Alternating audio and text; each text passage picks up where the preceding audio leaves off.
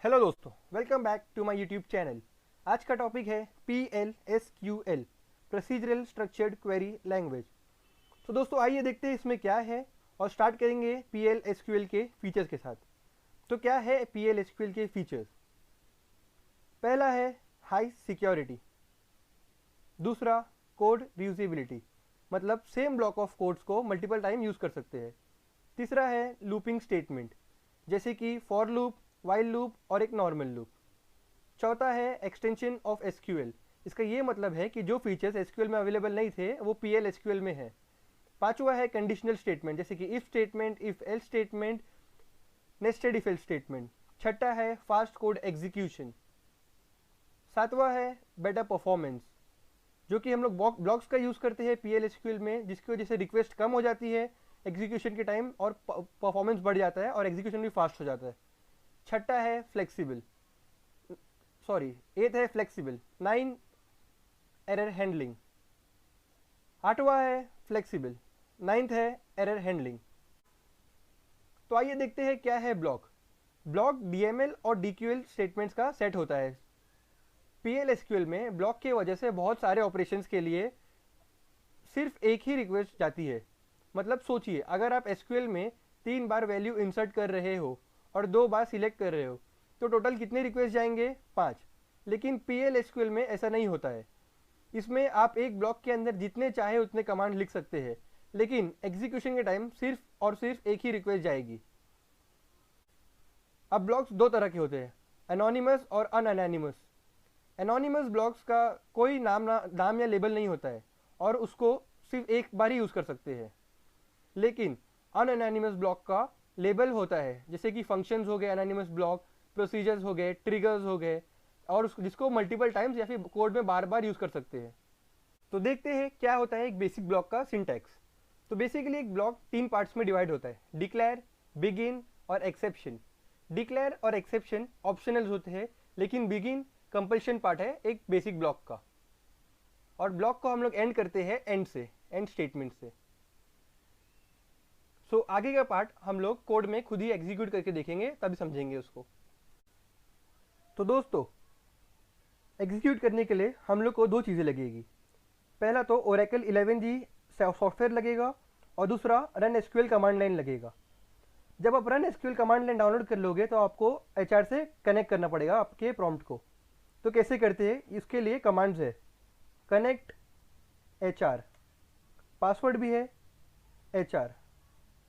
आपने HR से connect कर दिया है, लेकिन अब आपको PLSQL रन करना है तो आपको सर्वर कनेक्ट करना पड़ेगा, ऑन करना पड़ेगा। तो कैसे करते हैं उसको? उसके लिए कमांड है set server output on.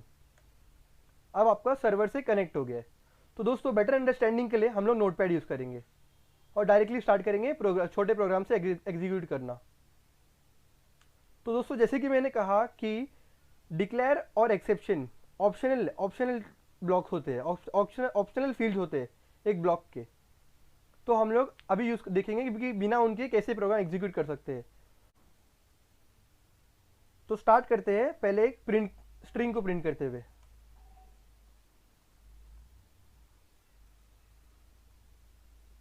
Begin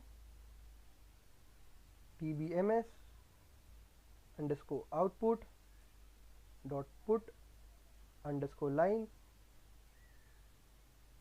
समझ लीजिए स्ट्रिंग का नाम है अनस टीचेस। अब एंड से आपने बिगिन को ब्लॉक को एंड कर दिया।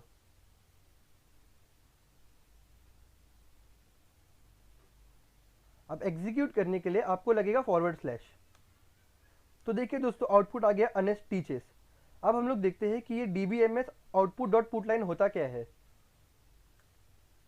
तो दोस्तों ये कुछ भी नहीं है, जैसे कि हम लोग का जावा में होता है system dot out dot print L, C++ में होता है सी आउट, सी में होता है प्रिंट एफ, पाइथन में होता है प्रिंट। उसी तरह PLSQL में हमें लगता है dbms underscore output dot put underscore line. तो इसमें dbms अंडरस्कोर आउटपुट एक पैकेज है और पुट अंडरस्कोर लाइन एक प्रोसीजर है। तो दोस्तों जैसे कि हमने देखा कि स्ट्रिंग तो प्रॉपरली प्रिंट हो गई। अब हम लोग नंबर्स को ऐड करके देखते हैं, 2 नंबर्स को ऐड करके।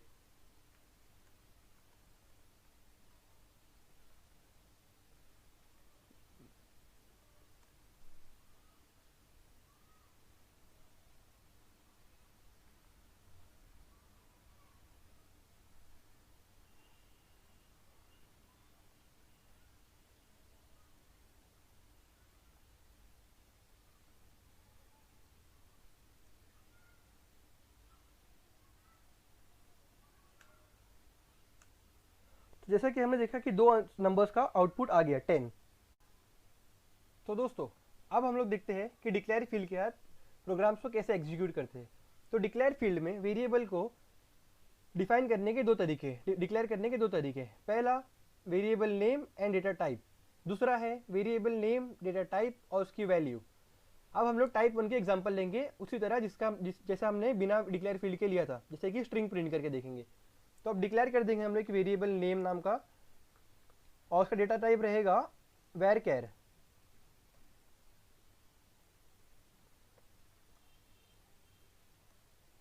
ये उसका डेटा टाइप हो गया। मैं इसकी वैल्यू भी यहीं पे असाइन कर देता हूँ। दोस्तों वैल्यू असाइन करते वक्त ध्यान रखना, आप सिंगल कोट्स में ही करना, डबल कोट्स में मत कर देना वरना एरर आ जाएगा। आप प्रिंट कर लेते हैं इसको, dbms_output.put_line variable name. Code ready हो गया है, तो चलिए ट्राई करते हैं इसको।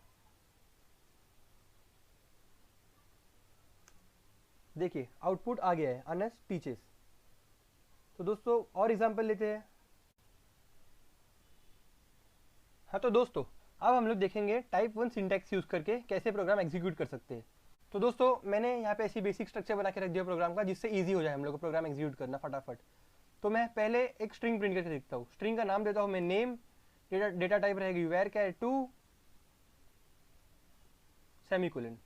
अब मैं आता हूँ बिगिन में अब मैं अपने नेम वेरिएबल को वैल्यू दे देता हूँ, एक वैल्यू दे देता हूँ मैं अनस टीचर्स। तो दोस्तों ध्यान रखिएगा यहाँ पर डबल कोट्स मत डाल देना स्ट्रिंग में, वरना एरर दे देगा आपको। अब ये आउटपुट का command dbms output dot put line. तो देखते हैं कोड रन करके।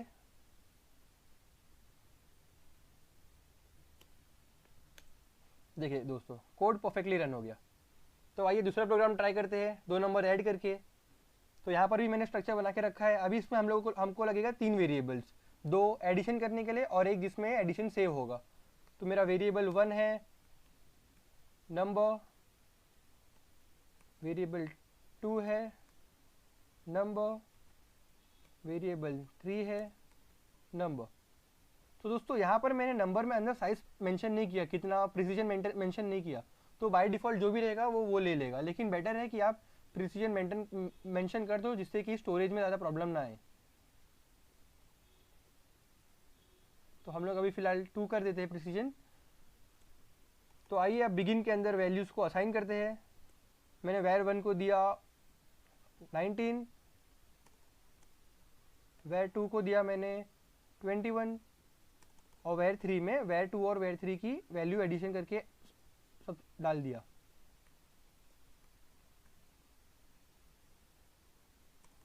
अब ये आउटपुट करके देखते हैं।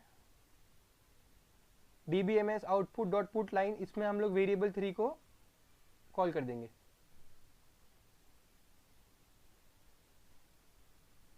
देखते हैं क्या आता है आउटपुट दोस्तों।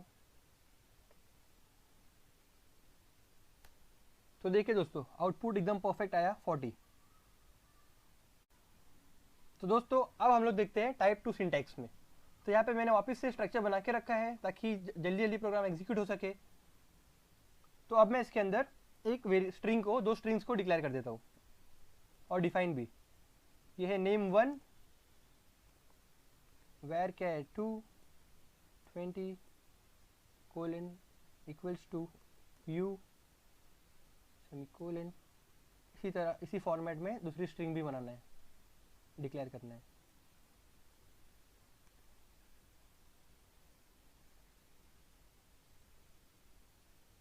अब जाते हैं बिगिन के अंदर। तो अब दोस्तों बिगिन के अंदर हमारे पास स्ट्रिंग तो पहले से इसको डिफाइन और डिक्लेयर कर दिया है हमने। तो बिगिन के अंदर हम लोग खाली प्रिंट करना है इसे। तो प्रिंट करने के लिए कमांड आपको पता है dbms_output.put_line और स्ट्रिंग के वेरिएबल के नाम। तो दोस्तों जैसा हम लोग पाइथन सी में कॉमा यूज़ करते थे वेरिएबल्स को अलग अलग करने के लिए, यहाँ पर हम लोग यूज़ करते हैं 2 स्लैश, या फिर इसे क्या कहते हैं,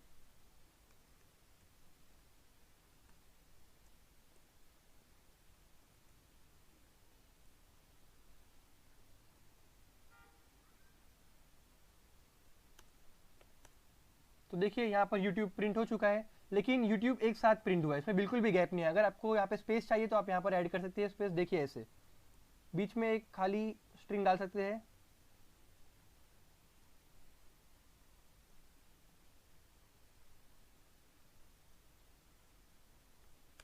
तो देखिए दोस्तों अब यहाँ पर यूट्यूब अलग अलग हो गया है।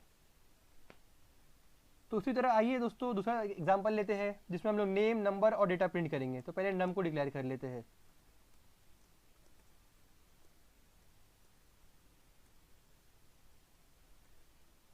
अब हम लोग डिक्लेयर करेंगे नेम को।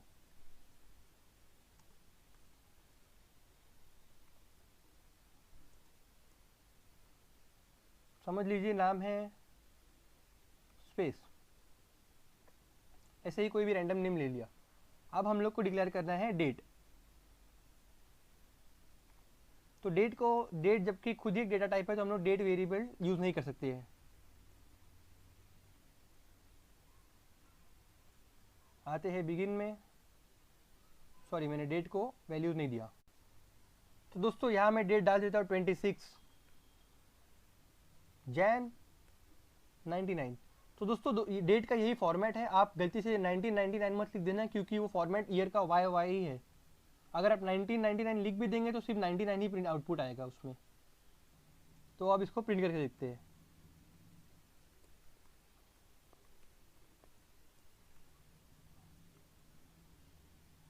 नम स्पेस चाहिए तो स्ट्रिंग ले सकते हैं खाली। फिर है हमारे पास नेम,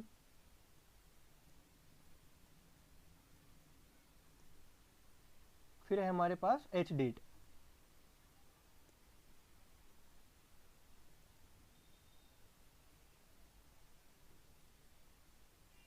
एक सेकेंड दोस्तों, मैंने देखिए यहाँ पर डेट में कोलन नहीं डाला था मैंने, तो ध्यान दीजिएगा आप कोलन का बिल्कुल भी।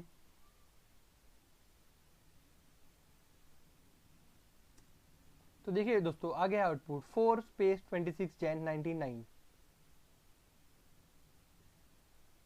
अब स्क्रीन क्लियर कर लेते हैं दोस्तों। स्क्रीन क्लियर करने के लिए कमांड है CLSCR। हो चुकी है स्क्रीन क्लियर। अब हम लोग दोस्तों अब हम लोग देखेंगे डेटा को टेबल में से कैसे निकालते हैं PL/SQL यूज करके। तो दोस्तों अब हम लोग दो टेबल्स बना देंगे। एक टेबल होगा डिपार्टमेंट टेबल जो कि मैंने पहले से बना के रखा है। आप भी इसको देख के एक दो टेबल बना लीजिए, एक डिपार्टमेंट टेबल और एक एम्प्लॉय टेबल। डिपार्टमेंट टेबल्स के ये रहेंगे variables D number, D name, location, और उसमें ये सारी वैल्यूज आप ऐड कर दीजिए। आप वैल्यूज अपने हिसाब से भी डाल सकते हैं जैसा आपको अच्छा लगे। अब यहाँ पर आप बना दीजिए एम्प्लॉय टेबल अपने रन एसक्यूएल कमांड लाइन में। तो उसके एसक्यूएल के टेबल्स में क्या क्या वेरिएबल्स है? Employee ID, D number, E name, job profile, hire date, salary, commission. अब आप सोचेंगे डी नंबर तो दो बार रिपीट हो गया, तो ध्यान रखिएगा डी नंबर जो एम्प्लॉय टेबल है वो एक फॉरेन की है जो रिफर कर रहा है किसको? डिपार्टमेंट टेबल के डी नंबर को, जो यहाँ पर एक प्राइमरी की है। होप आपको प्राइमरी की और फॉरेन की का कॉन्सेप्ट पता हो। अब दोस्तों आप वीडियो को स्टॉप करके अपने एम्प्लॉय टेबल में सारी वैल्यूज ऐड कर दीजिए। मैं भी यहाँ पर टेबल क्रिएट करके वैल्यूज ऐड कर देता हूँ।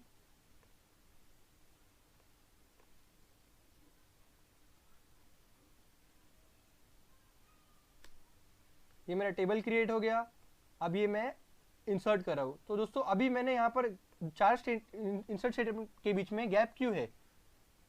तो दोस्तों यहाँ पर इंसर्ट स्टेटमेंट के बीच में गैप इसलिए है क्योंकि यहाँ पे दोनों इंसर्ट करने का मेथड अलग अलग यूज़ किया है मैंने, आप देख सकते हैं। तो आपको दिखाने के लिए, हाईलाइट करने के लिए मैंने ऐसा किया। तो अब दोस्तों अब एम्प्लॉय टेबल क्रिएट करते हैं।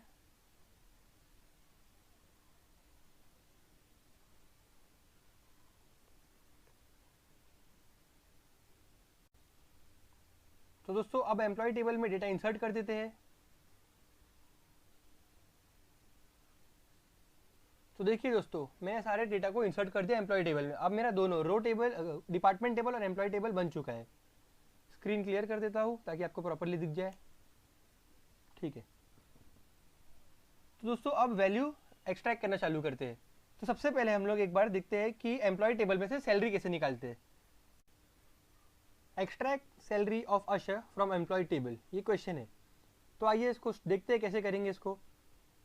तो मैंने यहाँ पे एक बेसिक सा स्ट्रक्चर बना के रखा है प्रोग्राम का। अभी मैं वैल्यूज़ को, वेरिएबल्स को डिक्लेयर करूँगा। सैलरी डिक्लेयर करना है तो मैं वी सैल लिख देता हूँ। नंबर फॉर्म में डेटा टाइप नंबर रहेगा जिसका प्रिसीजन मैंने 4 दे दिया उसको। अब यहाँ पर मैं एसक्यूएल कमांड लिखूंगा, सिलेक्ट सैलरी, क्योंकि हमें सैलरी चाहिए, इनटू वी सेल, मतलब हम लोग सैलरी के सारे वैल्यूज वी सेल में डाल रहे हैं, फ्रॉम एम्प्लॉय टेबल वेर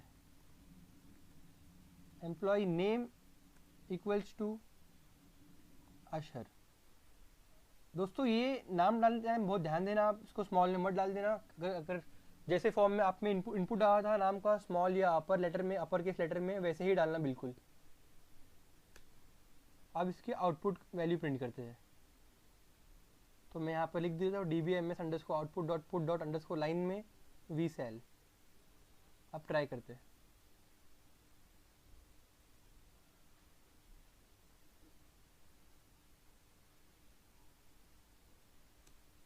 तो दोस्तों देखिए हमारे पास अशर की सैलरी आ चुकी है 1600। तो दूसरा क्वेश्चन है extract salary depart number of Masood from employ table declare. मैंने यहाँ पे स्ट्रक्चर बना के रखा है, आप भी स्ट्रक्चर बना के रख दिया और हम लोग स्टार्ट करते हैं प्रोग्राम के साथ। तो मैं ले लेता हूँ वी सेल एज सैलरी के लिए, उसका 10,2 प्रिसीजन है 2 उसका। ओके, अभी मैं लेता हूँ यहाँ पर डिपार्टमेंट नंबर के लिए वेरिएबल नंबर ऑफ DEPT, उसका डेटा टाइप है वेर कैर नंबर 10,2 सेम। अभी हम लोग बिगिन में आते हैं, एसक्यूएल क्वेरी से select salary comma D number into V sal comma number of department from employ where E name equals to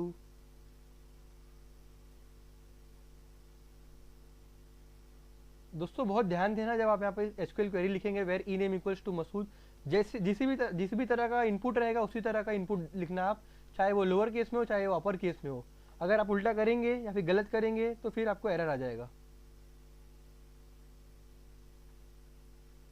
अब यहाँ पर मैं वेरिएबल्स को कॉल कर देता हूँ, मतलब प्रिंट करा देता हूँ।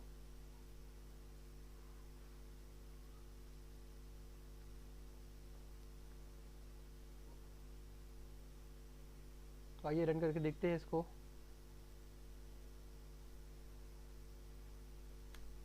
Perfectly fine.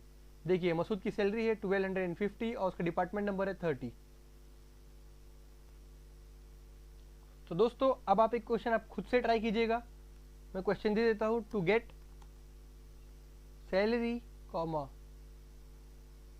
Commission department number and hire date of Anas from employ table.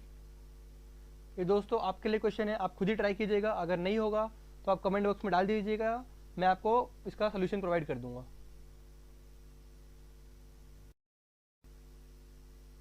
तो दोस्तों नेक्स्ट है कंपोजिट डेटा टाइप्स। तो कंपोजिट डेटा टाइप के दो है। एक है परसेंटेज टाइप, वो क्या करता है, वो ऑटो स्पेसिफाई करता है वेरिएबल को उसके जो एक्चुअल साइज है ना कॉलम में वैसे ही, और वो एक ही वैल्यू को स्टोर करता है। अब उसका सिंटैक्स क्या है ये देखते हैं। Variable name table name dot column name percentage type, ये आपको समझ जाएगा प्रोग्राम के साथ करते हुए। तो अब पहला एग्जांपल लेते हैं, select employ number and employ name from the employ table. तो अब मुझे दो चीज़ चाहिए, employ number and employ name from the employ table. तो अब मैं यहाँ पर दो वेरिएबल बना लूँगा।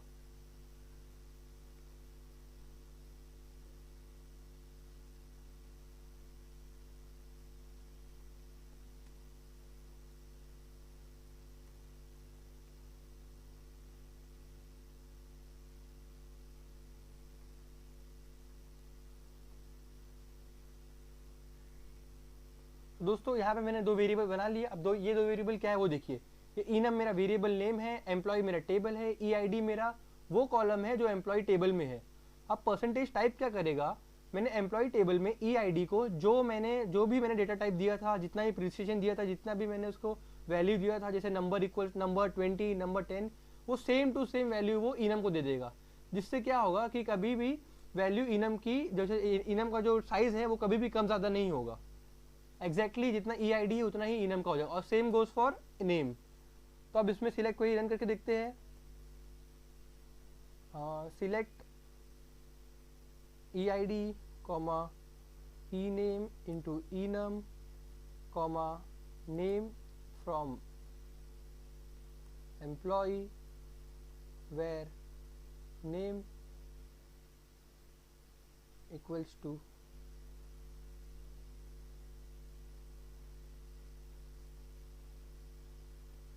प्रीतम ले लेते हैं, where name equals to प्रीतम। मैंने ऊपर क्वेश्चन में मेंशन करना भूल गया नाम, तो आप प्रीतम की वैल्यू निकाल लीजिए। अब इसको रन करके देखते हैं।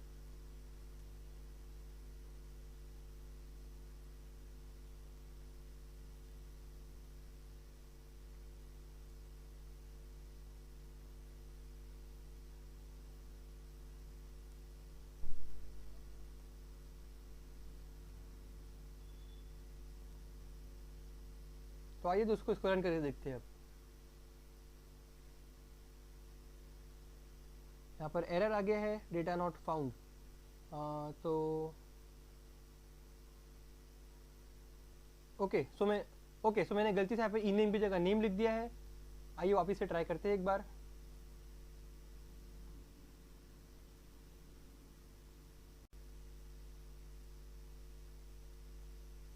तो देखिए दोस्तों, आउटपुट आ गया है 4005 प्रीतम। तो ये है second type composite data type का, परसेंटेज रो टाइप। इसमें क्या होता है दोस्तों, जैसे परसेंटेज टाइप सिर्फ एक कॉलम का डेटा टाइप स्टोर करता था, रो टाइप क्या करेगा, पूरे रो का जो भी कॉलम्स है हर एक कॉलम का डेटा टाइप को स्टोर कर लेगा। तो यहाँ पे इसका सिंटैक्स है variable name table underscore name percentage row type. अब यहाँ पर क्वेश्चन है get salary and commission of Anas from employ table. तो स्टार्ट करते हैं इसको, देखते हैं कैसे करना है इसको। चलिए मैं एम्प्लॉय रिकॉर्ड करके एक टेबल बनाता हूँ जिसमें है employees percentage row type.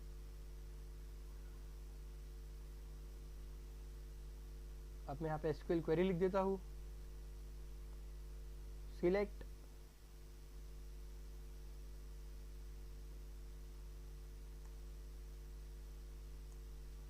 all from employee where ename equals to Anas. ध्यान रखिएगा दोस्तों, नाम कैपिटल में लिखना।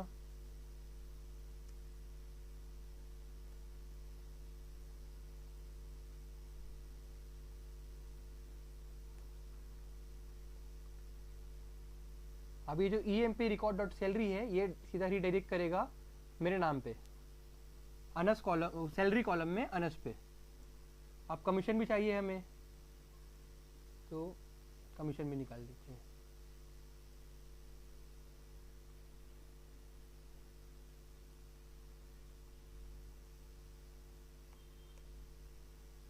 लेकिन दोस्तों कभी कभी कमीशन की वैल्यू नल हो जाती है किसी किसी केस में, तो उसमें हम लोग यूज़ करते हैं NVL। इसका मतलब क्या है कि अगर NVL क्या करता है, जैसे अगर कमीशन कहीं पर नल है तो नल की जगह 0 डाल देगा। तो आइए दोस्तों ट्राई करते हैं इसको। देखिए परफेक्ट आंसर आया 800 और 0। तो देखिए इधर दोस्तों यहाँ पर आया मेरा NVL काम, शायद अनस की कमीशन नल होगी, तो वहाँ पे नल की जगह पर उसने मुझे 0 डाल दिया। दोस्तों नेक्स्ट है कंडीशनल स्टेटमेंट्स। तो आपको सबको पता है कि 3 तरह के कंडीशनल स्टेटमेंट होते हैं, if else and nested if else. तो ये रहा इफ कंडीशन का सिंटैक्स, इफ कंडीशन देन अंदर आएंगे स्टेटमेंट्स और आखिर में आएगा एंड इफ। तो दोस्तों ये एग्जांपल देख लेते हैं हम लोग, मैंने पहले से लिख कर रखा है टाइम बचाने के लिए। तो क्वेश्चन है check salary of Anas and if salary of Anas is greater than 1000 print good salary. तो उसको कैसे करेंगे, पहले हम लोग ने डिक्लेयर फील्ड ओपन किया, उसके अंदर हम लोग ने एक वेरिएबल लिया ई सेल, और उसको हम लोग ने उसका डेटा टाइप हम लोग ने परसेंटेज टाइप से उसको डेटा टाइप ले लिया। अब बिगिन में हम लोग ने एंट्री किए, बिगिन में हमने किया select salary into E sal. ये क्या हो रहा है इससे कि जो सैलरी है वो ई सेल के अंदर सैलरी रेप्लिकेट हो जा रही है from employee where E name equals to Anas. अभी यहाँ पर इफ स्टेट बनाया दोस्तों, if E sal is greater than 1000 then DBMS output dot put underscore line good salary। End if. तो दोस्तों ये था हमारा मेन पार्ट, बाकी सब तो आपको आता ही है। तो इसको चलो एग्जीक्यूट करके देखते हैं अभी होता है कि नहीं।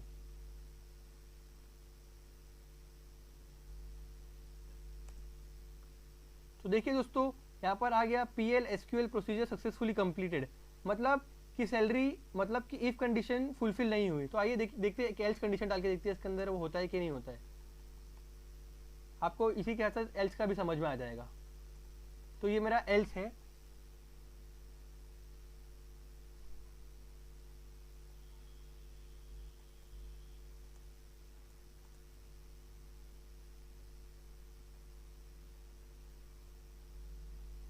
तो अब मैंने क्या कर दिया, अगर इफ कंडीशन ट्रू नहीं होगी तो एल्स कंडीशन में बैड सैलरी प्रिंट कर देगा। ये आपका इफ और इफ एल्स दोनों भी क्लियर हो जाएगा।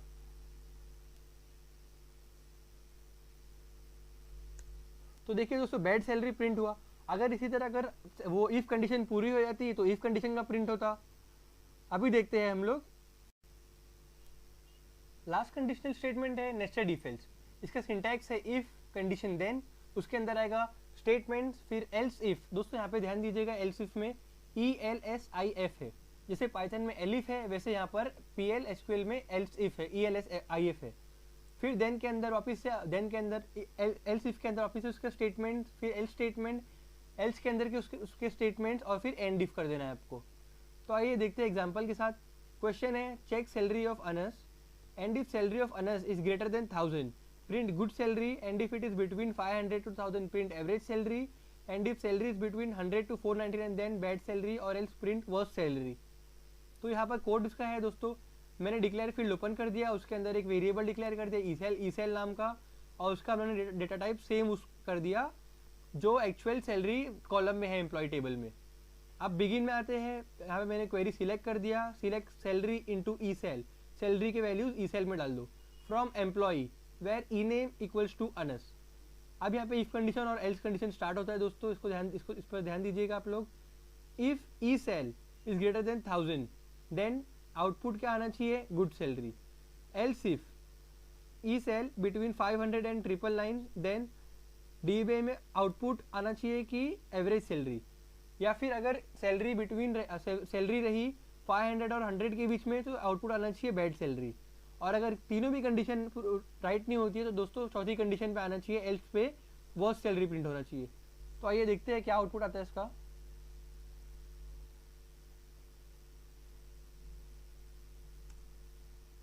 आउटपुट आ गया एवरेज सैलरी, मतलब सैलरी थी 500 से लेके 900 के 999 के बीच में।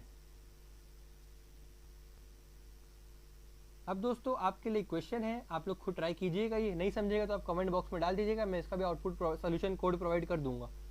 तो क्वेश्चन है check job profile of Imran and if job profile of Imran is manager print great and if it is accounting print good and if it is developing then fine और एल्स पुअर।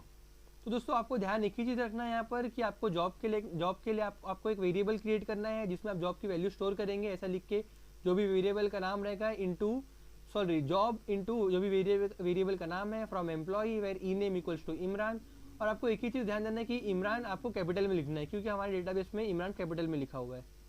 ओके दोस्तों, तो try कीजिएगा इसको और बताइएगा, अगर हो गया तो कमेंट बॉक्स में टाइप कर दीजिएगा डन, नहीं हुआ तो आप क्वेरी पूछ सकते हैं। तो दोस्तों आज का लास्ट टॉपिक है लूप्स इन PL SQL। तो लूप्स तीन तरह के हैं, normal loop, while loop, for loop. अब हम लोग देखते हैं नॉर्मल लूप।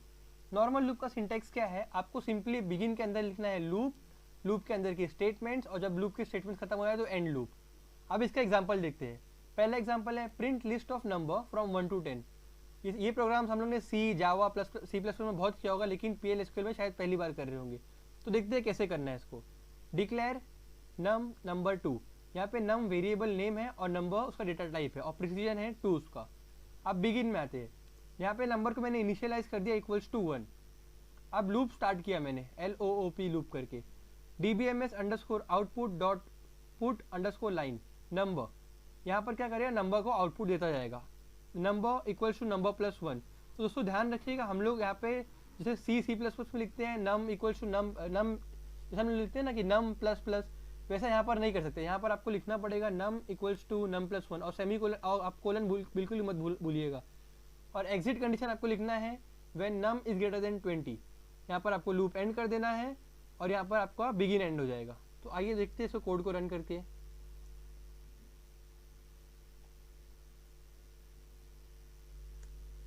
तो देखिए दोस्तों 1 से लेके 20 तक का नंबर प्रिंट हो चुका है। आइए दूसरा एग्जांपल लेके देखते हैं, print even number between 1 to 20। तो यहाँ पर भी वैसे ही हुआ है, नंबर डिक्लेयर कर दिया है, एक नम वेरिएबल डिक्लेयर कर दिया है, बिगिन के अंदर हमने नंबर को इनिशियली 1 कर दिया है, लूप स्टार्ट कर दिया है। अब ये देखिए ये है इवन कंडीशन डिफाइन करने के लिए।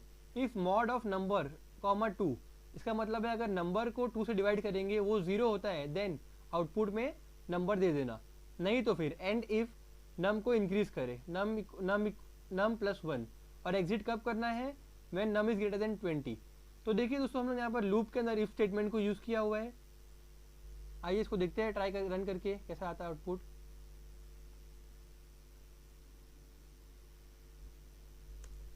तो देखिए दोस्तों हमारे पास इवन नंबर्स आ गए 2, 4, 6, 8, 10, 12, 14, 16, 18। तो आप ट्राई कीजिएगा। अब दोस्तों यहाँ पर 2 क्वेश्चन है आपको खुद को ट्राई करने के लिए इफ लूप नॉर्मल लूप के लिए।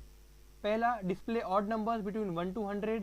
दूसरा, find sum of even numbers between 1 to 25। तो आप इसको ट्राई कीजिएगा, अगर हो जाए तो कमेंट में डन लिखिए, नहीं हो तो कमेंट में क्वेरी पूछ लीजिएगा। अगला लूप टाइप है वाइल लूप। इसका सिंटैक्स है वाइल कंडीशन, लूप के स्टेटमेंट्स एंड लूप। तो यहाँ पर हमने एग्जांपल से समझते हैं इसको कैसे है। तो यहाँ पर एग्जांपल है डिस्प्ले वैल्यू ऑफ 5 फैक्टोरियल। अभी मैंने डिक्लेयर फील्ड में 2 वेरिएबल्स को मैंने डिक्लेयर कर दिया, एक नंबर जिसका डेटा टाइप नंबर है और प्रिसीजन 4 है, और यहाँ पर एक फैक्टोरियल जो हम लोग को आउटपुट देगा, जैसे हम लोग सी या जावा में करते थे प्रोग्राम, तो वैसे ही करना है इसको भी। फैक्ट ले लिया मैंने, एक वेरिएबल नंबर, उसको इनिशियली मैंने इक्वल्स टू 1 कर दिया, क्योंकि हम लोग फैक्ट में एंड 1 से मल्टीप्लाई करते हैं हर प्रोग्राम्स में, आपको पता होगा। अब आते हैं बिगिन के अंदर, यहाँ पे मैं नंबर को 5 कर दिया initialize, while number is greater than 0। Loop के अंदर घुसते, ये वाइल की टर्मिनेशन कंडीशन है, नंबर इज ग्रेटर देन 0। अब लूप के अंदर आते हैं, fact colon equals to fact into num. तो दोस्तों ये क्या करेगा, ये फैक्ट इक्वल्स टू नम का करेगा 1, जैसे फैक्ट की वैल्यू 1 है, ये मल्टीप्लाई कर देगा नम की वैल्यू से। अभी नम की वैल्यू कितनी है 5, तो फैक्ट में वैल्यू डाल देगा, तो फैक्ट कितना हो जाएगा 5। फिर नेक्स्ट टाइम क्या होगा, फैक्ट हो चुका है 5 और नम यहाँ पर आके -1 हो जाएगा, तो नम हो जाएगा 4, तो वैल्यू कितनी हो जाएगी 20। अब इसी तरह ऐसे करते करते एक टाइम आएगा जब फैक्ट की वैल्यू हो जाएगी 60 और नम की वैल्यू हो जाएगी 2, तो आउटपुट आएगा हम लोग को 120, और उसके बाद लास्ट आएगा हमारे पास फैक्ट हो जाएगा 120 और नम हो जाएगा 1, तो फाइनल आंसर आएगा हम लोग को 120। तो अब नम हो चुका है लास्ट में 0, 1 - 1 0 हो जाएगा नम। इसके बाद तब वाइल में चेक होएगा कि नम ग्रेटर देन 0 है, नहीं, तो लूप को एंड कर देगा। फिर आएगा वो आउटपुट देने के लिए, जो आउटपुट देगा फैक्ट, तो फैक्ट कितना है 120। तो दोस्तों आइए इसको ट्राई करते हैं ये कोड को।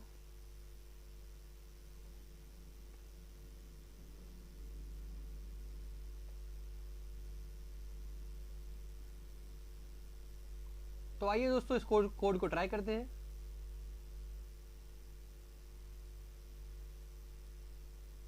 तो जैसा कि आपने देखा आउटपुट यहाँ पर आया है 120, जो कि एग्जैक्ट 5 का फैक्टोरियल है, मतलब कोड सक्सेसफुली रन हो गया। तो दोस्तों आपको वाइल लूप पे ध्यान देना है कि वाइल के बाद यहाँ पर डायरेक्ट जस्ट कंडीशन आएगा और कोई सेमीकोलन, कोई ब्रैकेट, कुछ नहीं आएगा, उसके नीचे की लाइन में आएगा लूप। फिर आपको कंडीशंस लिखना है, स्टेटमेंट्स लिखना है, लूप को एंड करना है और आउटपुट निकालना है सीधा। बहुत सिंपल है दोस्तों, ज़्यादा टफ नहीं है बिल्कुल भी। अगर आपको सी या C++ या जावा ज़रा भी कुछ भी बेसिक्स भी आता है तो बहुत ईजी रहेगा आपके लिए ये सब करना।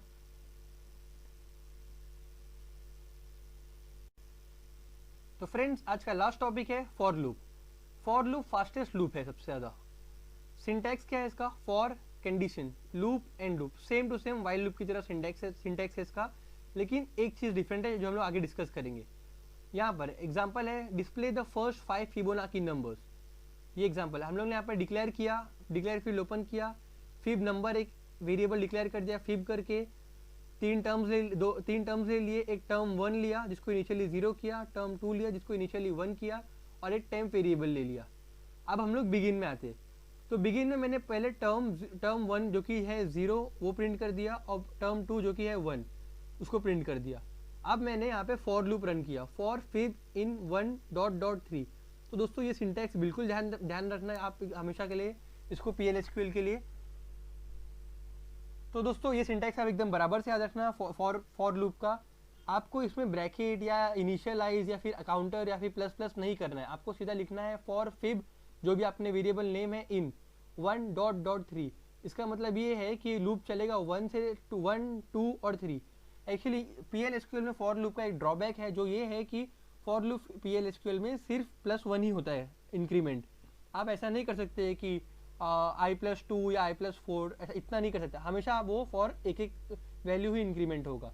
तो आइए लूप के अंदर देखते हैं। तो लूप के अंदर देखते हैं पहले टर्म क्या हो गया है, टर्म 1 प्लस टर्म 2 जो कि यहाँ पे हो जाएगा 1, 0 + 1 जो कि हो जाएगा 1, फिर टर्म 1 हो जाएगा टर्म 2 जो कि मतलब टर्म 1 हो गया 1, फिर टर्म 2 हो गया टेम्प जो कि यहाँ पर हो गया 1 वापस से।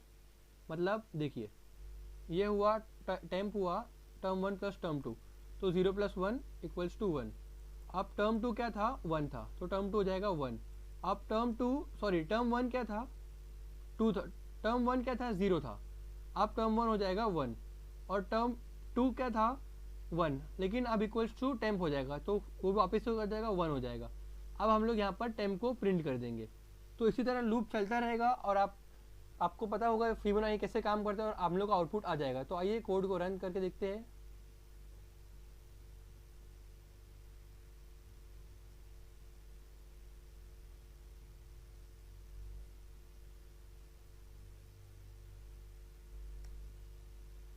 देखिए दोस्तों एरर आ गया हम लोग को। ओके, तो ये एरर ये था, ये हम लोग ने एक्स्ट्रा लिख दिए थे।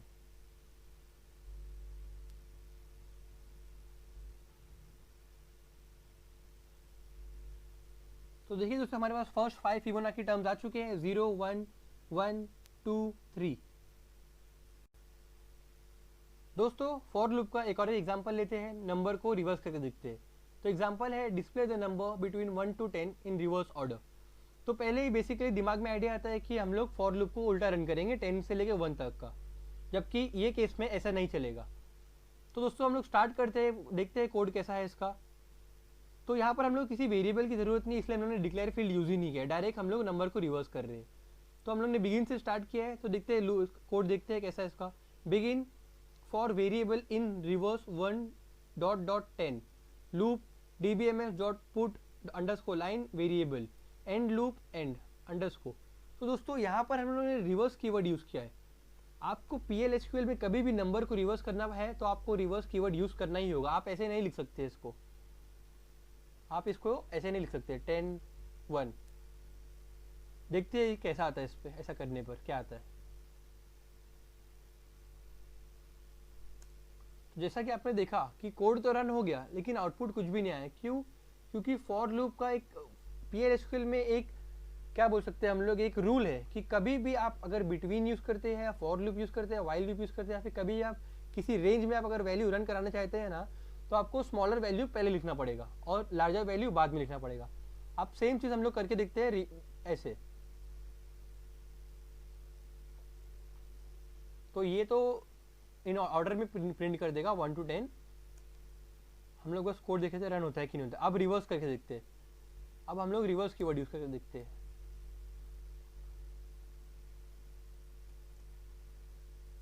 तो दोस्तों अब हम लोग ने रिवर्स कीवर्ड यूज कर लिया है, देखते हैं आउटपुट क्या आता है। तो जैसा कि आप लोग देख रहे हैं आउटपुट रिवर्स ऑर्डर में आ चुका है 10, 9, 8, 7, 6, 5, 4, 3, 2, 1। तो दोस्तों ये था फॉर लूप का सेकंड एग्जांपल। और आपको लूप का मुझे उम्मीद है आपको कि सब कुछ समझ में आ गया होगा। कुछ नहीं समझा होगा तो कमेंट बॉक्स में मेंशन कर दीजिए, मैं वापस रिपीट कर दूंगा उसको। एंड दोस्तों अब आपके लिए दो क्वेश्चंस फॉर लूप से रिलेटेड। पहला क्वेश्चन है find the sum of first 15 natural numbers using while loop. Sorry, ये क्वेश्चन वाइल लूप से रिलेटेड है।